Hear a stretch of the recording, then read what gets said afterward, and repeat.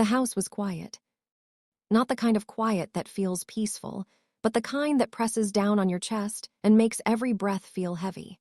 The kind of silence that still carries voices in it, even when no one is speaking.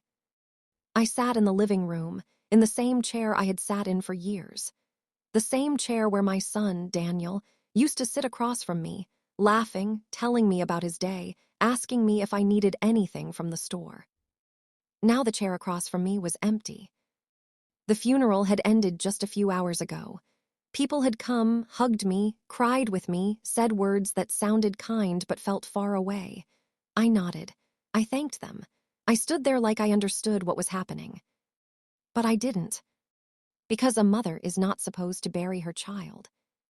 I still had Daniel's voice in my head. I could still hear him calling me Mom in that warm, steady tone. I kept waiting for the front door to open, for him to walk in like nothing had happened. But the door stayed closed. And the silence stayed. Then I heard footsteps upstairs. Slow, careful, not grieving, not broken. Just normal. I didn't move. I didn't turn my head. I just listened. Another set of footsteps followed. That made my fingers tight on the arm of the chair. 2 people. Not one. The stairs creaked as they came down. I could feel them behind me before I saw them. Then her voice broke the silence. Well, I guess we should talk about how things are going to work now. I closed my eyes for a moment before turning around. Emily stood there, my daughter-in-law, my son's wife. Still dressed in black, but her face was dry, not a trace of tears. Her eyes looked sharp, focused, almost impatient. And beside her stood a man I had never seen before. Tall, younger than Daniel, hands in his pockets like he belonged there. I stared at them, waiting for something to make sense. "Who is that?" I asked quietly. Emily didn't hesitate. "This is Ryan," she said. "He's staying here." The words hit me slowly, like they needed time to settle before they could hurt. "Staying here," I repeated. "Yes," she said, crossing her arms. "He's with me." I felt something shift inside my chest. Not just pain, something colder. "You mean he's your friend?"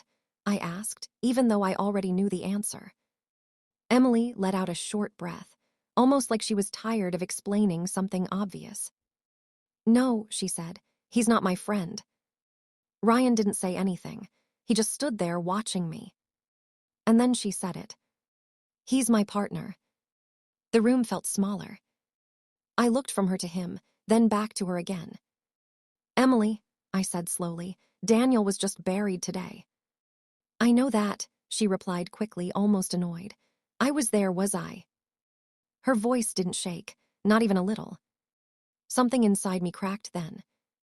"You were his wife," I said.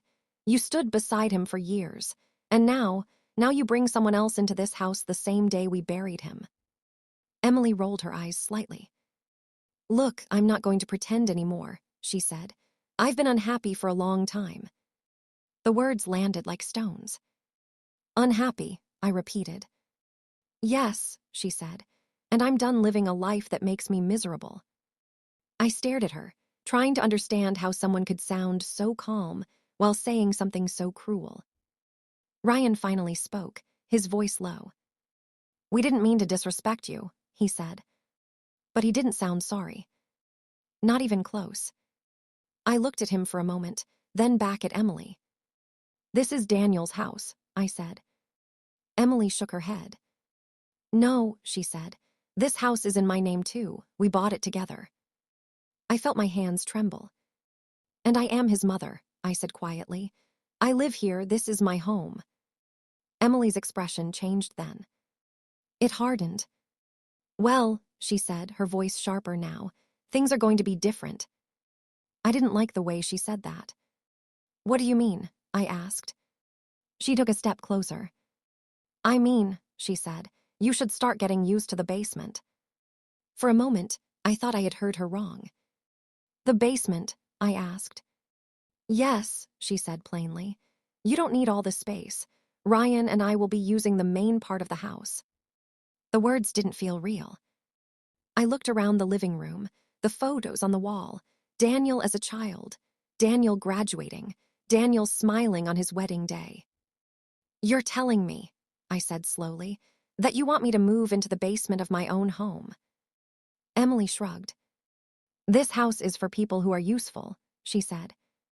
That sentence stayed in the air longer than anything else. Useful. I swallowed hard. "I raised Daniel in this house," I said. "I took care of him, I took care of both of you."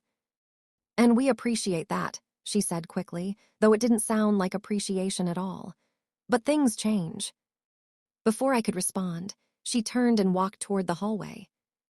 "Come on," she said to Ryan. "Let's start clearing things out." My heart started pounding. "Emily," I said. But she didn't stop. She walked into my room. And then I heard it. Drawers opening, things being moved, the sound of my life being handled like it meant nothing. I stood up slowly and followed her. By the time I reached the doorway, she was already throwing my clothes onto the floor. "Stop," I said. She didn't. "Emily, stop," I said again, louder this time. She grabbed another handful of my things and walked past me, heading toward the front door. "You can sort through it outside," she said. Outside. I followed her as she opened the door and tossed my belongings into the yard. One by one. Like trash. Neighbors could see. Anyone passing by could see. I felt my chest tighten, but I didn't cry. Not yet. I just stood there watching. Watching the woman my son loved throw me out of the life I had built. Ryan leaned against the wall, saying nothing. Just watching. I turned back to Emily. "You've made your decision," I said quietly. She nodded. "Yes," she said, "I have." I stood there for a moment, very still. Then I reached into my pocket. My fingers closed around something small. Something I had kept for years. Something Daniel had insisted I should always carry. "For safety, Mom," he had told me once, "just in case." I had never used it. Until now. I looked at Emily one last time. Then I pressed the button. 5 minutes later, sirens filled the air. And Emily's face finally changed. The sound of the sirens came closer, then stopped right in front of the house. For one long second, nobody moved. The yard was scattered with my clothes, my photo albums, 2 old sweaters Daniel had bought me for Christmas, and the little blue suitcase I used when I visited my sister years ago. One of my shoes had landed upside down in the flower bed. I remember noticing that. Funny what the mind sees when the heart is breaking. Emily's face had lost all its color. She turned to me sharply. "What did you do?" I kept my hand at my side. "I pressed a button." Ryan straightened up from the wall. He did not look so relaxed anymore. "What button?" I looked at him, then at Emily. "The one my son told me never to use unless I was in danger." 2 police officers stepped out of the car, followed by another vehicle behind them. Not an ambulance, not a tow truck, just another patrol unit. Daniel had set up a private emergency alert connected straight to local dispatch after a break-in scare 2 years earlier. He worked in home security for a while before moving into property management, and he trusted systems more than promises. He used to tell me, "Mom, people lie, but records don't." Emily took one quick breath and forced a smile that looked painful. "Officers, thank God. This is all just a family misunderstanding."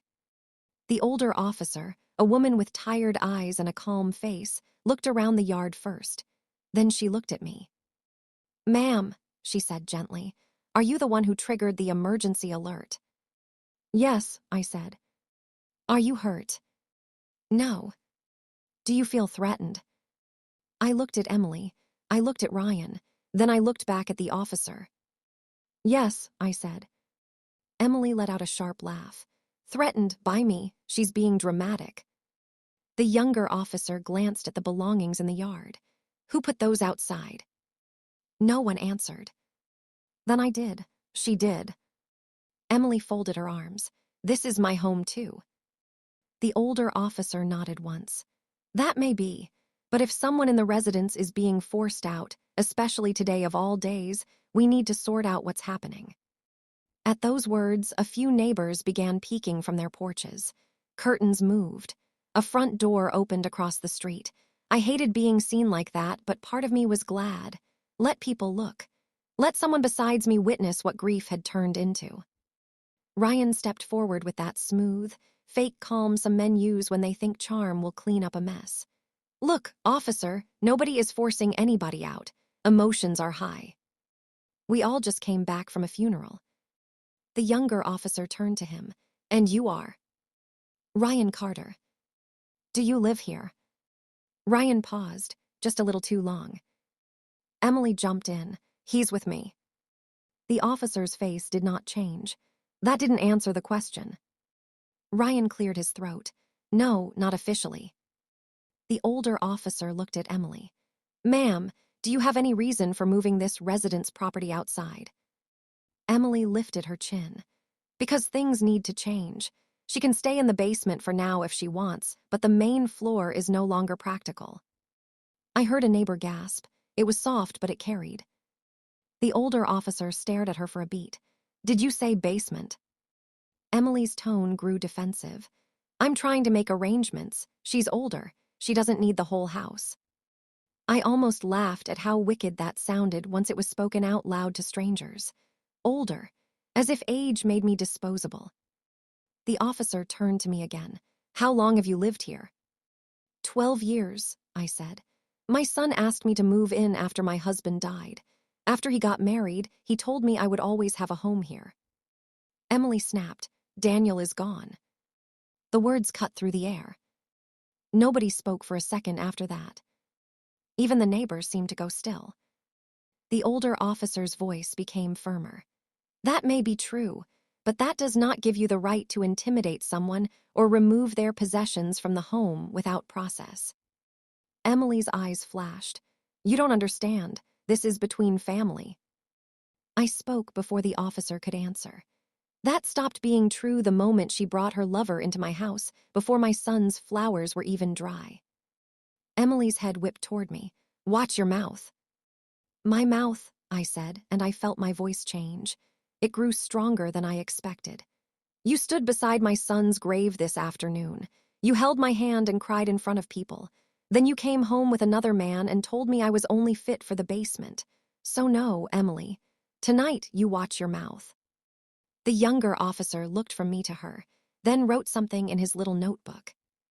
Emily took a step toward me, but the older officer lifted a hand. "That's enough." Ryan tried again. "We can calm this down." "No," I said. "We can tell the truth." That surprised even me. Because for weeks, maybe months, I had felt something in this house.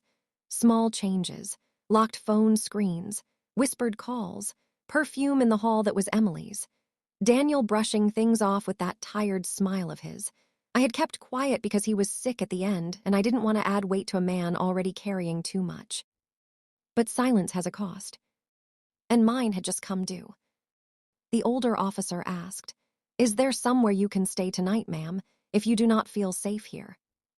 Before I could answer, my neighbor Mrs. Howard came walking across the lawn in her slippers, bold as ever. "She can stay with me," she said, "and I saw enough just now to know she's not the problem." Emily looked stunned. Mrs. Howard had never liked drama, but she hated cruelty even more. I thanked her, but I did not move. Not yet. Because as the officers kept asking questions, the younger one suddenly said, "Sir, I need you to empty your pockets." Ryan frowned. "Why?" "Because when you adjusted your jacket, I saw a prescription bottle that does not appear to have your name on it." My whole body went cold. Ryan hesitated. Then slowly, very slowly, he pulled out a small orange pill bottle. The younger officer took it, turned it toward the porch light, and read the label. Then he looked up. The name on the bottle was Daniel. Emily went pale all over again. I think my heart stopped for a second. The older officer's eyes narrowed. "Why are you carrying medication prescribed to a dead man?" No one answered. And that was when I knew this night was not just about betrayal. It was about something much darker. Nobody spoke after the officer asked that question. The night felt thick, like the air itself had turned heavy enough to hold us all in place. Even the neighbors seemed to stop moving. Mrs. Howard stood in my yard with her arms folded tight across her chest. The younger officer held Daniel's prescription bottle in one hand, and Ryan looked like a man trying to think faster than his fear. Emily was the first one to recover. "That means nothing," she said too quickly. "Ryan probably just picked it up by mistake. There were medication bottles all over the house these past few weeks." The older officer turned to her. "Then why was it in his pocket?" Emily opened her mouth, but no words came out at first. That frightened me more than if she had yelled. Ryan finally forced out a weak laugh. "I was helping clean up, that's all." The younger officer looked at the label again. "This was filled 6 days ago." My stomach tightened. 6 days ago. Daniel had only been gone 3 days. I stared at that bottle like it might suddenly explain everything by itself. Daniel had been on medication during the last months of his life. Not just pain medicine, but heart medication, blood pressure tablets, and something to help him sleep. He had looked exhausted near the end. Pale, thinner every week. His hands had started to shake sometimes, though he always brushed it off. Stress, he would say, just stress. But now, standing in the yard with my clothes in the grass, and his medicine in another man's pocket, old memories began rising one by one. The forgotten dinners. The way Daniel sometimes looked at Emily like he was studying a stranger. The low arguments behind closed doors. The day I found him sitting alone in the garage, staring at nothing. When I asked what was wrong, he gave me a tired smile and said, "Mom, have you ever loved somebody so much that you keep making excuses for what you already know?" At the time, I thought he meant grief, pressure, marriage, all the ordinary things people go through. I did not press him. I wish now that I had. The older officer's voice cut through my thoughts. "Ma'am," she said to Emily, "we need clear answers." Emily lifted her chin, but I could see the panic building in her eyes now. "You're acting like we committed a crime. Daniel was sick." That made me turn to her sharply. "Sick," I said. "That is what you called it every time he got weaker. Every time he looked like he had not slept. Every time he could barely finish a meal." Emily folded her arms tighter. "Because he was sick." Mrs. Howard muttered under her breath, "Lord help us." The younger officer slipped the pill bottle into an evidence bag. "We're not making conclusions tonight, but this needs to be documented." Ryan took a step forward. "Document what? A grieving family with prescription mix-ups." The officer looked at him without blinking. "A man carrying a dead homeowner's medication while standing in that homeowner's house on the same night his mother says she's being forced into the basement. Start there." That shut him up. For a moment, all I could hear was the sound of the wind moving the leaves near the porch. Then a memory came back, so hard it almost made me lose my balance. 3 weeks before Daniel died, I had gone into the kitchen late at night for tea. I heard voices in the laundry room. Daniel's voice was low, strained. Emily's was cold. "You think I don't know," he had said. "Know what?" she answered. "That you've been lying to me." There had been a pause, a long one. Then Emily said, very softly, "Be careful, Daniel." At the time, those words had chilled me, but I convinced myself they were just angry words between husband and wife. I had gone back upstairs, telling myself I should respect their privacy. Now, standing there in the yard, I heard those words again. "Be careful, Daniel." Not pleading. Not emotional. Warning him. The older officer asked me, "Ma'am, did your son ever express concern about his safety?" My throat tightened, not directly. Emily let out a bitter little breath, because there was nothing to be concerned about. I ignored her, but he was worried about something. Both officers looked at me. I took a slow breath, trying to steady myself. "He changed his passwords," I said. "He started locking his office door. He installed that emergency system and made sure I carried the panic button with me. He said it was only precaution, but Daniel was never dramatic. If he prepared for danger, he believed there was danger. Emily laughed once, but there was no humor in it. So now we're doing this, turning grief into some ugly story. I looked right at her. No, I think you did that already. Mrs. Howard nodded hard at that. The younger officer asked, was there a will? That question hit all of us differently. Emily answered first. Of course there was a will. I looked at her. You told me he never finished it. Emily went still. I had her then. Just for a second, but I had her. She recovered fast. I said he had been updating it. That is not what you said, I replied. The older officer noticed the change in tone. Where is the will? Emily licked her lips. With our lawyer. What lawyer? I asked. She hesitated again. That was when I knew she had lied to me more than once. Maybe for longer than I wanted to believe. Ryan suddenly stepped in. This is getting out of hand. She doesn't have to answer personal financial questions in her own driveway. The older officer turned to him. Then she can answer them at the station if needed. His face changed immediately. The younger officer asked for both of their IDs. Ryan handed his over with stiff fingers. Emily disappeared into the hallway to get hers. I watched her walk back into the house that still smelled like funeral flowers and Daniel's cologne. And for the first time since the burial, my grief made room for something else. Anger. Not loud anger, not wild anger. A cold, patient anger. The kind that sits down beside pain and waits. Mrs. Howard came closer to me and lowered her voice. Honey, there's something I didn't want to say in front of everybody. I looked at her.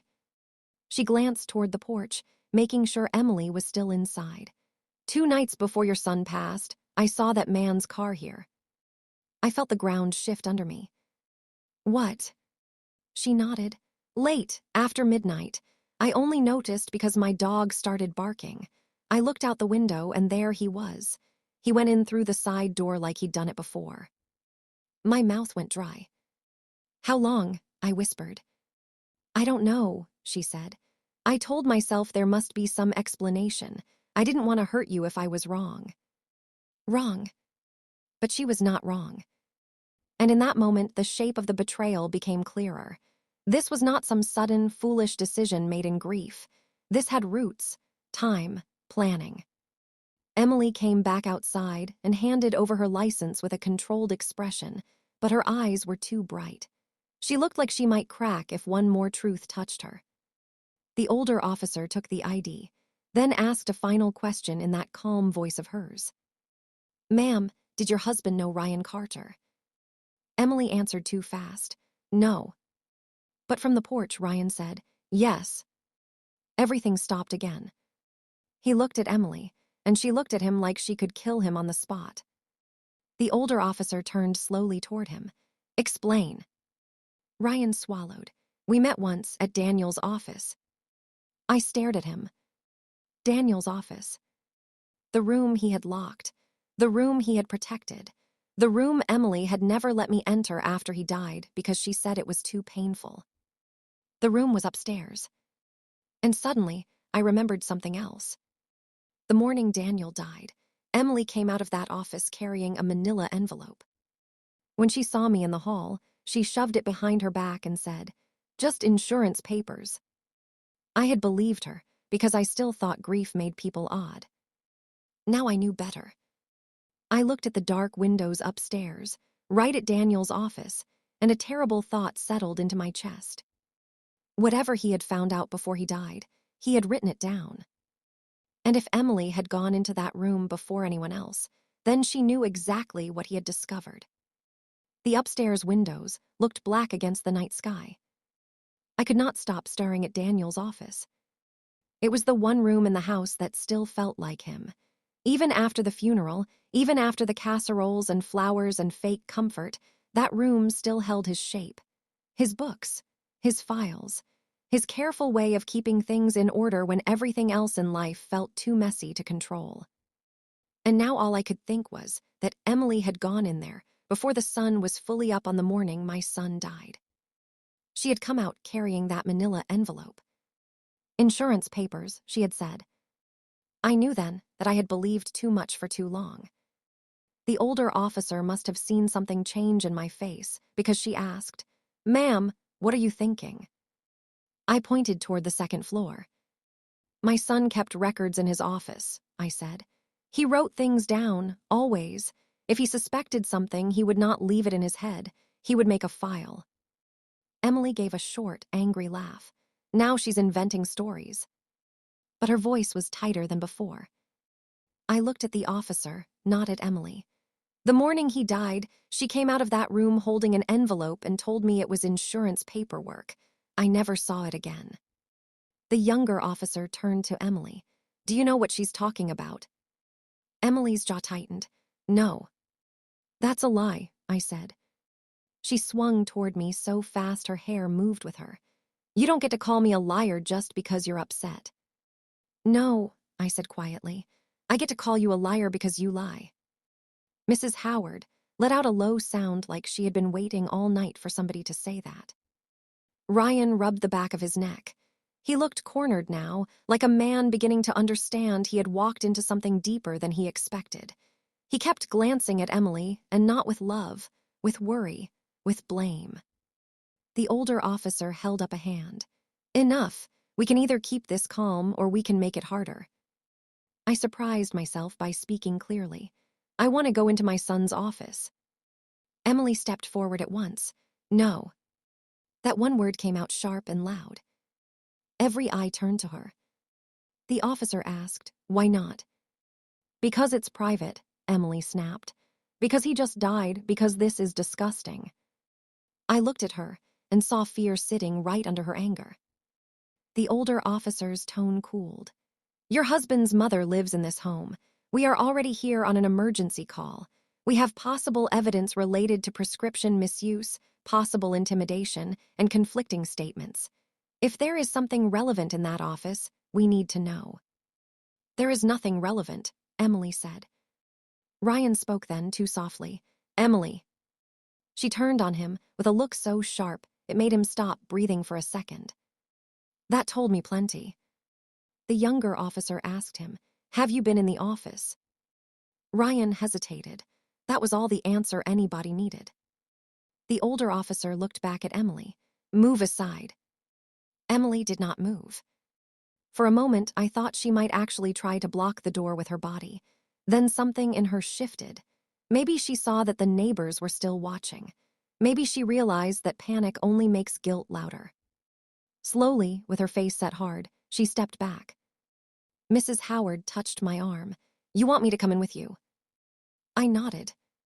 The officers led the way into the house. I followed them up the stairs, each step heavier than the last. The whole upstairs smelled faintly like dust, flowers, and the stale sickness that had hung around Daniel in his final days. His office door was closed. The younger officer turned the knob. Locked. Emily crossed her arms. See, he locked it. I almost answered, but then I remembered. Daniel had once smiled and told me, Mom, if anything ever happens and I'm not here, the spare key is where it always is. He meant because I forget things, and he liked to keep my life simple. He had taped a tiny magnetic key box under the hall table years ago and never changed the hiding place because, in his words, nobody ever notices what is too ordinary. I walked to the table, reached underneath, and my fingers found the little box. Emily made a sound, not a word, just a frightened sound. I looked at her over my shoulder. He trusted me. Then I opened the box. The key was still there. Nobody spoke as I unlocked the door. The room felt cold when we stepped inside. Daniel's desk lamp was off, but the younger officer turned on the overhead light. Papers sat in neat stacks. His leather chair was pushed halfway back like he had stood up in a hurry and never returned. There was a coffee mug on the side shelf with a dried ring at the bottom. One of his sweaters hung over the back of a second chair. For one painful second, I forgot everyone else was there. I just looked at the room and felt the loss all over again. Then I saw it. A drawer on the right side of the desk was crooked, as if someone had forced it shut too fast. The younger officer noticed it too. He walked over, pulled it open, and found papers inside, but not many. Empty space where files should have been. "Looks like something was removed," he said. Emily answered too quickly. "He probably cleaned it out." The older officer glanced at the calendar on the wall. It was still open to last month. Daniel had circled 2 dates in red ink. One had a note that said meeting with Jay, the second said see bank records. My heartbeat sped up. "Bank records," I whispered. Mrs. Howard moved closer beside me. "Honey." Then the younger officer found a second key, taped beneath the inside of the drawer. He used it on the small lockbox sitting on the bookshelf. Emily lunged forward. "No, that's personal." The older officer stepped in front of her. "Stay back." The lock clicked open. Inside the box was a flash drive, a folded letter, and a thick envelope with Daniel's handwriting on the front. My knees almost gave out when I saw the words. "If anything happens to me, give this to my mother." My mother. Me. The room went so quiet, I could hear Emily breathing. I picked up the envelope with shaking hands. My name was there in his writing, steady, careful, familiar. I wanted to hold it forever and never open it, because as long as it stayed sealed, some part of me could still pretend this was all grief and ugliness and terrible timing. But if I opened it, then whatever Daniel had feared would become real. The older officer asked gently, "Do you want to read it now?" Emily's voice cracked for the first time all night. "No." I turned and looked at her. And for the first time since the funeral, she looked exactly what she was. Not grieving. Terrified. I slid my finger under the flap and opened the envelope. Inside was a letter and a single photo. The photo showed Emily and Ryan together, arms wrapped around each other, kissing in a parking lot. The date printed in the corner was from 4 months before my son died. Mrs. Howard covered her mouth. Ryan looked like all the blood had drained from his body. But it was the first line of Daniel's letter that made my hands start shaking so badly I could barely hold the page. "Mom, if you are reading this, it means Emily finally did what I was too weak to believe she would do." My hands shook so hard I had to sit down in Daniel's chair. Nobody tried to stop me. Nobody said a word. The paper felt thin and fragile in my fingers, but the weight of it was almost too much to carry. My son's handwriting stared back at me, calm and familiar, and for one wild second I wanted to believe this was all a mistake, that the photo was old, that the words would explain something smaller, something less cruel. But Daniel had always written plainly. And the truth, when it finally came, was plain. I took a breath and began to read out loud. "Mom, if you are reading this, it means Emily finally did what I was too weak to believe she would do. If she has tried to remove you from this house, or if Ryan is standing beside her, then I need you to know I was not blind. I knew about them. I found out months ago." Emily made a broken sound behind me. I kept reading. "I did not tell you because you had already buried Dad, and I could not bear to put more pain on you while I was still trying to understand how my own wife could betray me inside my own home. I hoped I was wrong. I hoped it would end. I hoped she would confess and walk away before things got uglier. Instead, things got worse." My throat tightened, but I went on. "I hired a private investigator after I saw messages she tried to delete from our shared tablet. Ryan Carter is not a stranger. He met Emily through a property account I managed, and what started as an affair turned into something else. I found transfers of money, private hotel receipts, and messages where they talked about waiting me out, waiting for my health to fail, waiting for the house to become hers without a fight." Mrs. Howard whispered, "Oh, my Lord." The older officer stood very still, listening. The younger one had already pulled out his notebook again. I read the next part more slowly, because every word felt like a knife. "Mom, I also need you to know that I changed my will. The house does not go to Emily. It goes to you, legally and completely. The paperwork was finalized 2 weeks ago with attorney James Weller. The copies are on the flash drive, along with bank records, photographs, messages, and a statement from me. If Emily tells you otherwise, she is lying. Emily suddenly spoke, but her voice was weak now. He was confused. He was sick. He didn't know what he was doing. I lowered the letter and looked at her. He knew enough to protect me. Her eyes filled, but not with grief, with desperation. No, she said. No, Daniel was angry. He was paranoid. He kept accusing me. He was impossible near the end. I turned back to the page. There is one more thing I was ashamed to admit while I was alive. I believe some of my medications were being tampered with. I cannot prove that Emily poisoned me, and I will not write what I cannot prove. But pills went missing. Doses changed. Bottles moved. On 2 nights, I became violently weak after drinks she handed me. That is why I started documenting everything. That is why I locked my office. That is why I gave you the emergency panic button and told you to keep it with you always. The room was dead silent. Even Ryan had stopped pretending. I felt tears running down my face, but I did not wipe them away. I kept reading because Daniel deserved to be heard all the way through. Mom, if I am gone before this comes to light, promise me one thing. Do not leave that house because she tells you to. Do not let her bully you into the basement, into silence, or into shame. You belonged in that home before she did. And if the truth ever comes out, let it come out fully. No protecting reputations.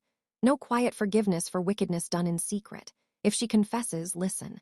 If she lies, use what I left. I love you. I am sorry I did not tell you sooner. I kept silent because I wanted to believe love could still be repaired. But silence only gave betrayal more room. I stopped reading. I could not go any farther because there was no farther to go. That was the end of the letter. My son had said everything. Who confessed in the end was not just Emily. Daniel had confessed too. He had confessed his fear, his shame, and the truth he had tried too long to carry alone. I looked at the flash drive in the lockbox. The younger officer asked, very carefully, "May we examine that with your permission?" I nodded, yes. Emily rushed forward then. "No, you can't just take private files from my husband's office." The older officer stepped between her and the desk. "Your husband's letter states the property and supporting materials were intended for his mother. At this point, given the evidence already in front of us, we are not ignoring this." Ryan finally snapped. "This is insane," he said. "This was supposed to be over." Every head turned toward him. He seemed to realize too late what he had said. The younger officer's eyes narrowed. Supposed to be over. Ryan dragged a hand down his face. "I mean the marriage, the fighting, all of it." But nobody believed him, not anymore. Emily turned on him with pure hatred. "Shut up." "No," he shot back. "I'm done covering for you." That changed everything. He looked at the officers, then at me, then back at Emily. His face was pale and sweaty, like the truth had been clawing at him all night and finally found a way out. "I never wanted this part," he said. "The affair, yes, the money, yes, but not this." Emily stared at him like she wanted him dead. The older officer spoke first. "What part?" Ryan swallowed. "After Daniel found out, she told me he had changed, that he was controlling, that he was keeping her trapped. She said once he got worse, once the illness took over, the house would be hers and we could start over." Emily shouted, "He's lying." Ryan shouted back, "You told me to be patient. You told me not to worry because Daniel wouldn't be a problem much longer." Mrs. Howard gasped so loudly it echoed. I felt something icy slide down my spine. The officer's voice turned hard. "Did you tamper with his medication?" Ryan shook his head immediately. No, I swear, I never touched his pills, but I saw her switch out bottles once. I asked what she was doing and she told me to mind my business. I thought maybe it was vitamins or something. I didn't know. I didn't want to know." Emily lunged toward him. "You coward." That was when the officers moved fast. The older officer grabbed Emily's arm. The younger one stepped between her and Ryan. In seconds, the whole room turned from confession to custody. Emily screamed that we were all against her. She screamed that Daniel had ruined her life, that he had watched her every move, that he had humiliated her with lawyers and paperwork and questions. Then, in the middle of all that rage, the real confession came out. "I deserved that house after what I put up with," she shouted. "I was not going to end up with nothing while he gave everything to his mother." No one spoke. Because there it was. Why the betrayal happened. Not love, not grief, not confusion. Greed. Greed, selfishness, and the ugly belief that a decent man's sickness made him easier to strip clean. The older officer said quietly, "That statement is going in the report." Emily went silent then, as if she had heard herself too late. They took both of them downstairs. Ryan was not arrested right away, but he was detained for questioning. Emily was led out in handcuffs after the officers contacted detectives and the on-call supervisor. The flash drive, the letter, the photo, the prescription bottle, all of it went with them. And me. I stood in the upstairs hall, listening to her footsteps leave the house. The same house where she had told me I belonged in the basement. The same house where she had thrown my things into the yard. The same house my son had fought, quietly and alone, to place back into my hands before he died. Mrs. Howard stayed with me while the police finished. At some point, she brought in my clothes from the lawn and folded them over the couch without saying much. That was kindness, too. Sometimes kindness is not words. Sometimes it is just someone handling your pain gently. Near midnight, after the officers left, the house finally went quiet again. But it was a different quiet than the one at the beginning. The first silence had been full of fear. This one was full of truth. The next weeks were hard, harder than I can put into one chapter. There were statements, legal meetings, detectives, phone calls, and the ugly work of learning exactly how much my son had discovered before he died. The attorney confirmed everything in Daniel's letter. The will was real. The house was mine. The financial records showed Emily had been moving money, lying about accounts, and planning for months. The messages on the flash drive were worse than I imagined. Cold, calculating, shameless. The medical investigation took time, but enough irregularities were found to reopen the circumstances around Daniel's final decline. I cannot tell you every legal detail, and some of it is still difficult to speak aloud, but I can tell you this. Silence did not protect Emily in the end. It protected her only while the truth was hidden. Once the truth came into the light, consequences followed. Ryan made his full statement before the month was over. He was not innocent, but fear loosened his loyalty. He admitted the affair, admitted the plan to move in, admitted that Emily had talked about me like I was furniture that could be pushed downstairs until I stopped being inconvenient. That part hurt more than I expected. Not because I valued her opinion, but because I had cooked for her, sat with her when she had headaches, helped her choose curtains, held her hand once in an emergency room when she thought she might lose a pregnancy she never ended up having. I had loved her because my son loved her. And all that time, she looked at me and saw an obstacle. A few months later, I stood in Daniel's office again. The desk was cleared now, but I kept his chair, his calendar, and the coffee mug he never washed out. On the wall, I framed one sentence from his letter. Silence only gave betrayal more room. I read it every morning. Not because I want to live in anger, but because I do not want to live in denial again. People ask sometimes whether revenge really brings peace. I think that depends on what kind of revenge you mean. If you mean cruelty for cruelty, no, that poisons you too. But if you mean standing up, telling the truth, refusing to be buried alive in someone else's lies, then yes, there is peace in that. My revenge was not shouting. It was not violence. It was not lowering myself to what Emily was. My revenge was pressing one button. My revenge was surviving long enough to hear my son speak from beyond his own silence. My revenge was letting the truth do what truth does when it finally enters a room where lies have grown comfortable. It clears the house. And if this story has a lesson, it is simple. When people ask you to stay quiet for the sake of peace, be careful. Sometimes they are not protecting peace at all. Sometimes they are protecting the thing that would collapse if the truth were spoken out loud.